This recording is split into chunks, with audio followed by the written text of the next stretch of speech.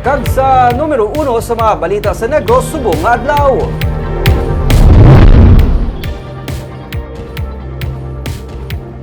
Dose ka mga banwa kag syudad sa probinsya ang nagdeklarar sa suspension of classes tungod sa kainiton sang panahon.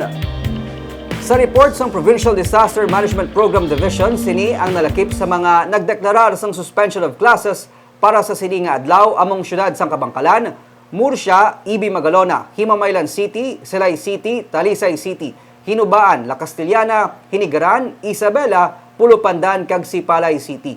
Sa March 12 naman, base sa nabato nila nga announcement as of 1 p.m., may suspension of classes sa gihapon sa Murcia nga tubtob lamang sa secondary level. Ibi Magalona, Silay City, Hinubaan, La Castellana kag Pulupandan naman sa tanan nga level.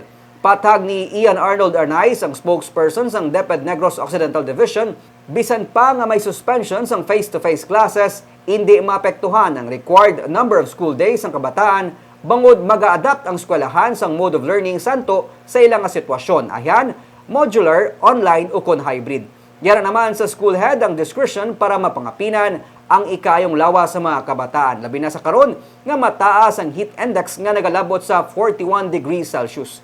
May mga pagtrangkaso kag pagsunggo nga na monitor sa mga estudyante suno kay Nice. Maapektuhan ang number of school days?